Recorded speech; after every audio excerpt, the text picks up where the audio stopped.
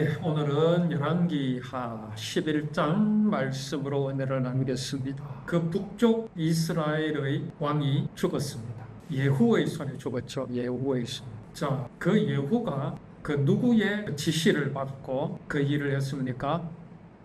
엘리사의 젊은 제자 엘리사가 그를 이제 전쟁 중에 있는 예후에게 보내가지고 네가 왕이 될 것이다. 그리고 기름을 부었지요. 그렇게 해서 예후가 어디로 갑니까? 전쟁터에서 바로 이제 왕이, 그때 이제 왕은 전투 중에 부상을 입었죠.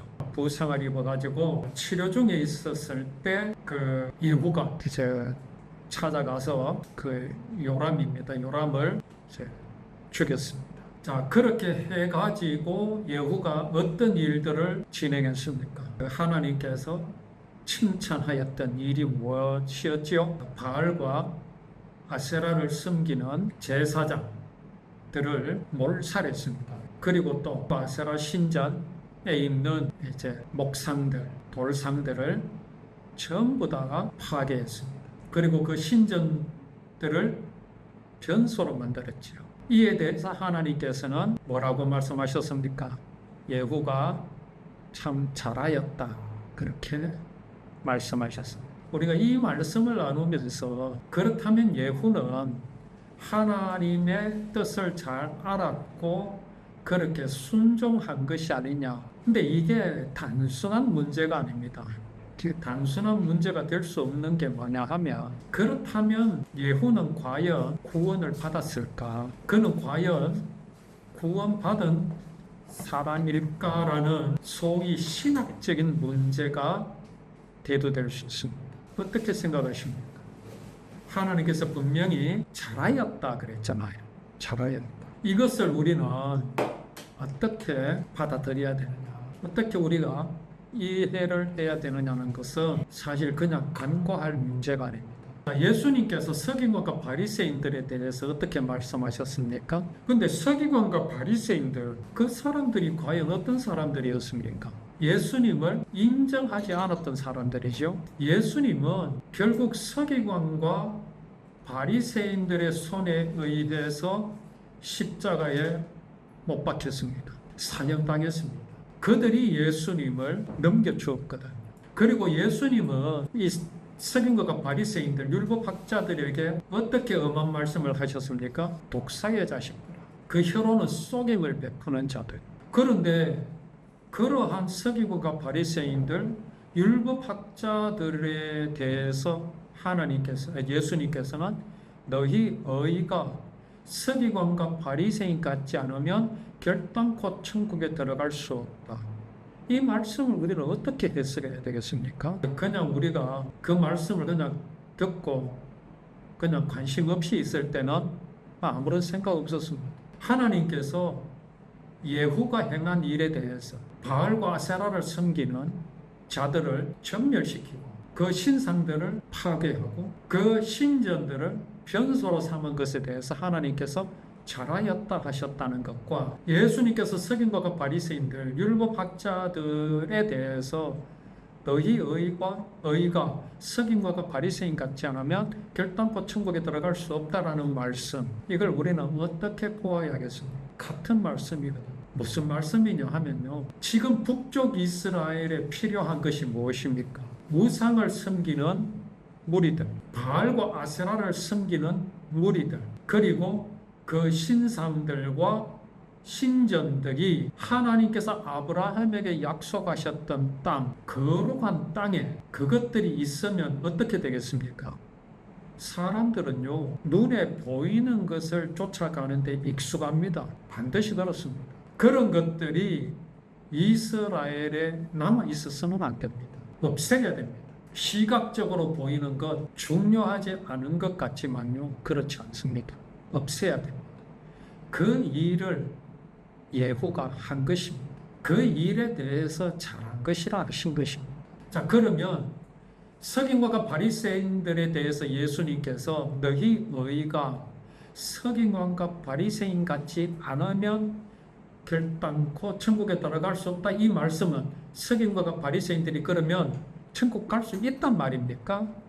그 말씀 아닙니다. 서기관과 바리새인들이 율법을 철저하게 지키고 있는 그것이 어떤 영향을 이스라엘에게 끼칠까요? 적어도 서기관과 바리새인들은요, 하나님 외에 다른 신은 두지 않았습니다. 그들이 표면적으로는 우상을 막고 우상을 방어하는 데에 있어서는 철저했습니다. 이스라엘에 우상이 들어오는 것을 방어하는 데는 기여한 것이 사실입니다. 무엇으로요? 율법으로. 그리고 그들은 율법 외에 다른 것들은 법으로 여기지도 않았고 지키지도 않았습니다.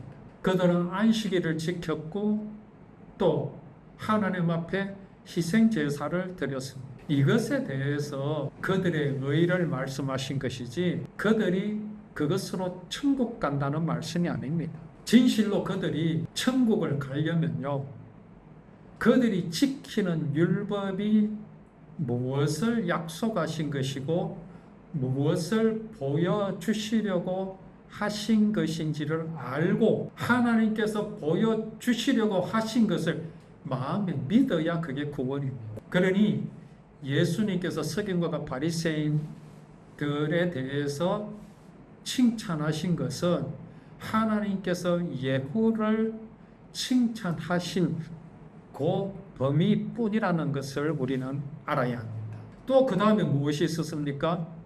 예후가 거룩한 모임을 말했지요. 거룩한 모임. 그리고 또 바알과 아세라도 무엇을 그들의 신에게 바쳤습니까? 희생 제물이라는 것을 바쳤습니다. 희생 제물을 바치고 있으니 이스라엘 사람들이 보기에는 구별이 되지 않는 겁니다. 봐라, 자주도 희생 제물을 드리지 않느냐. 그런데 그게 같은 겁니까?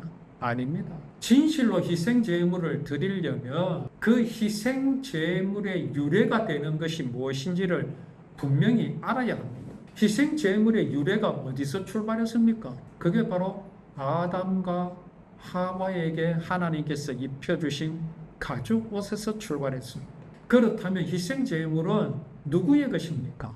하나님의 것입니다. 여호와 하나님. 바알과 아세라가 아닙니다. 희생 제물이라고 같은 것이 아님을 알아요. 또 하나님 앞에 드리는 희생 제물이라고 해서 다 하나님께서 기뻐하시지도 않으셨습니다. 오늘날 많은 사람이 예수라고 얼마나 많이 부르짖고 있습니까? 주일날 많은 교회가 하나님, 예수님 그러고 있습니다. 구약시대 때도요, 많은 사람이 하나님 앞에 희생 제물을 드렸고 또 절기를 다 지켰습니다. 하나님께서 그들의 제사를 받으셨습니까? 하나님께서 그들이 지키는 절기를 기뻐하셨습니까? 아닙니다. 이사야 1장에 하나님은 그들이 드리는 희생 제물에 역겨워하셨습니다. 그 냄새가 역겹다고 하셨습니다. 그들이 지키는 절기를 하나님께서 싫어하신다 하셨습니다. 왜겠습니까? 희생 제물을 통해서 보여주시고자 하시는 하나님의 뜻을 그들은 몰랐습니다. 하나님께서 그것으로 이루시고자 하시는 약속을 그들은 몰랐습니다. 믿지 않았습니다. 절기를 통해서 보여주시고자 하시는 하나님의 언약을 그들은 몰랐습니다. 앵무새가 아빠, 엄마 한다고 해서 그 앵무새가 엄마가 무엇이며 아빠가 무엇인지 알겠습니까? 모양과 모습이 같다고 하나님이 다 받으시는 거 아닙니까? 그런데 우리 분명히 알아야 합니다.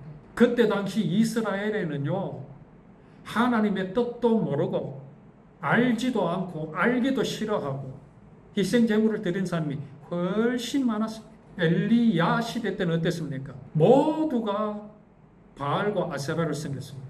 하나님을 섬기는 선지자는요, 엘리야 한 사람뿐이었습니다. 얼마나 외로워했습니까? 엘리야는요, 너무나 갈등이 있었습니다. 너무 헷갈렸습니다.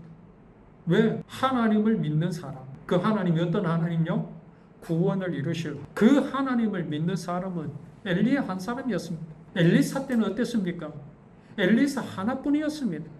물론 그들의 제자도 있었죠. 수로 말하자면요, 1000분의 1, 10,000분의 1, 1,000,000분의 1이었습니다. 수가 많다고 질립니까? 수가 많다고 헷갈립니까? 사람의 본성은 하나님의 은혜를 싫어, 가죽옷을 입기 싫어합니다.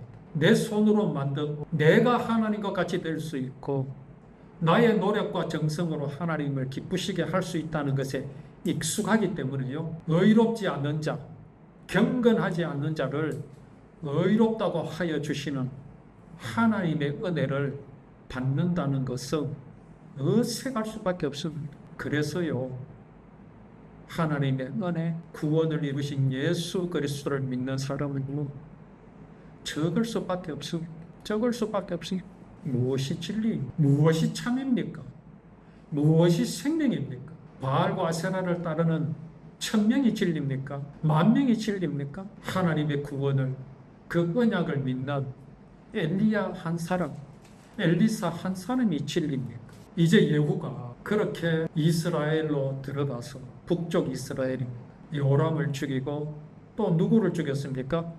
요람을 도우러 왔던 남쪽 유다왕 아하시야를 처단했습니다. 다윗의 계보를 따르는 아하시야, 남쪽 이스라엘 유다, 그 왕이 하나님의 언약을 따르지 않고 사람의 생각, 정치로 나라를 다스리니까, 왕이 되니까 어떤 결정을 하였습니까? 여호람을 돕는 겁니다. 하나님의 언약을 따르지 않는 여호람을 돕는 겁니다. 왜요? 그래야 정권을 유지하기 쉬우니까. 우리가 성경에서 보면 성경은 온전히 하나님을 보여주고 또 언약을 보여주고 이러니까 어떻게 저렇게 할 수 있냐 그러지만, 오늘을 살아가고 있는 나 자신을 생각해 보면 이해할 수 없는 것도 아닙니다. 내가 그때 유다 왕이었다면 나는 어떤 결정을 하였을까? 하나님은 눈에 보이지 않고 하나님을 믿는, 하나님의 언약을 믿는 사람의 수는 적고 내 생각에 익숙하고 내 신념에 맞는 것은 바알과 아세라인데, 사람이 만든 종교인데 어떤 결정을 내리겠습니까? 내가 왕이라면 어떤 결정을 내리겠습니까? 내 역시도 그렇게 할 수밖에 없는 내 본성은 사람이 하는 것 같이 될 수 있다는 신념이 나의 본성임을 우리는 하나님 앞에서 고백하지 않을 수가 없습니다. 그래서 여호람을 욕할 수도 없고요, 비난할 수 없고 아하시야를 우리가 비난할 수 없는 겁니다. 우리는 하나님 앞에서 겸손히, 내 마음에도 여호람이 있고 내 마음에도 아합이, 내 마음 속에도 유다의 왕이면서도 바알과 아세라를 섬기는 저 북쪽 이스라엘 요람과 함께한 아시아와 같은 그런 나약함이 내게도 있다라는 사실을 우리는 하나님 앞에서 늘 고백할 수 있어야. 겸손이 얼마나 어렵습니까? 어려운 이유가 무엇이겠습니까? 나는 대단한 사람인데, 나는 대단한 사람이기 때문에 나를 낮추어야 된다고 하니까 겸손이 어려운 겁니다. 내가 하나님과 같이 될 수 있다라고 하는 신념이 내게 있는데, 아닙니다, 나는 그럴 수 없습니다 라고 하니까 어려운 겁니다. 왜 겸손합니까? 왜 겸손할 수밖에 없습니까? 그 이유는 아담이 저지른 그 사람이 하는 것 같이 될 수 있다고 하는 사단을 그 마음에 신념으로 삼고 내 마음에서 하나님을 버린 그 죄, 그 본성이 내게도 있다라는 사실, 우리는 한시라도 잊어서는 안 됩니다. 그래서 누구를 욕할 것도 없고 누구를 비난할 자격도 우리에게는 없습니다.